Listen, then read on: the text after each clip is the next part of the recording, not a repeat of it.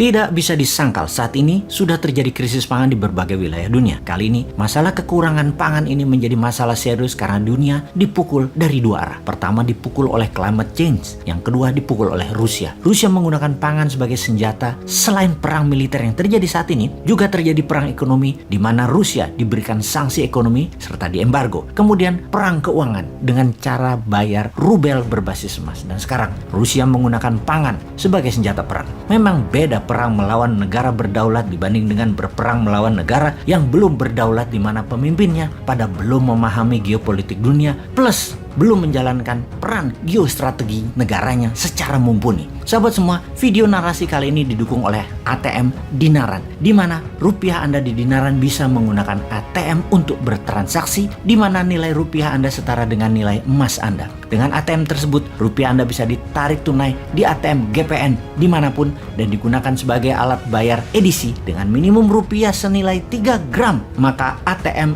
ID Cash GPN akan dikirim ke alamat Anda dimanapun. Kembali ke topik utama kita. Rusia menggunakan food sebagai senjata perang atau lebih dikenal dengan food warfare. Sebuah fakta yang dihadapi saat ini di belahan bumi manapun, harga pangan meningkat naik tajam dalam beberapa bulan ini. Di beberapa negara, kekurangan pangan ini merupakan life threatening atau ancaman nyawa karena memang sudah sangat kekurangan, di mana diperkirakan di dalam beberapa bulan ke depan 300 juta jiwa di beberapa wilayah dunia akan mengalami kelaparan seperti di Afrika, Asia Barat, dan Amerika Latin. Dan kalau tidak ditangani segera dalam beberapa bulan ini, dunia akan mengalami masalah pangan dalam dekade ini. Untuk hal ini, tidak ada satupun negara yang bisa menyelesaikan masalah pangan ini sendiri. Yang jadi pertanyaan, apa penyebab kekurangan pangan ini? Ketika dunia saat ini terjebak dalam multi-front war atau beragam bentuk perang, ternyata penyediaan pangan menjadi senjata perang atau food weaponized. Salah satunya dengan menahan gandum, dan Amerika menuduh Rusia untuk hal ini. Gandum adalah makanan utama di berbagai wilayah seperti Afrika Timur, Afrika Utara,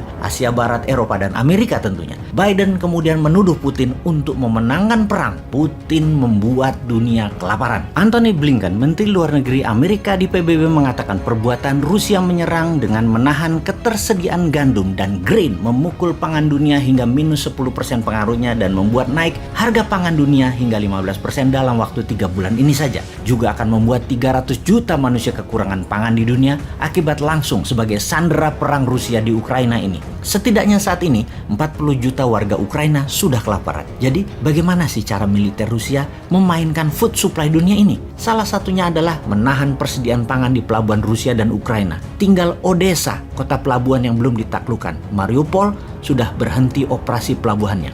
Kemudian membom seluruh jalan darat yang terkoneksi dari dan ke Ukraina. Rusia menarget 40 juta warga Ukraina kelaparan, di mana negara tetangga plus NATO terpaksa menyediakan pangan yang saat ini tidak ada stoknya. Ada lebih 28 juta ton gandum dan grain tertahan di pelabuhan Odessa dan Mariupol. Kemudian pabrik serta ladang gandum dan ladang grain terus dibombardir Rusia. Kita semua tahu 28 juta ton ini bisa untuk memberi makan 200 juta manusia dalam setahun di seluruh dunia. Sementara gandum Rusia merupakan penyedia kebutuhan 30% dunia, dan ini juga ditahan tidak dikirimkan ke seluruh dunia. Total penahanan gandum oleh Rusia dan grain oleh Rusia atau produksi Ukraina dan Rusia bisa membuat 400 juta manusia di dunia ini kelaparan. Dengan tuduhan Amerika dan Eropa atas tindakan Rusia yang mengakibatkan dunia kelaparan, apa jawaban Moskow? Sesungguhnya Amerika dan sekutunya lah yang disalahkan karena mengembargo dan memberikan sanksi ekonomi ke Rusia. Aslinya yang membuat food supply dunia bermasalah sekali lagi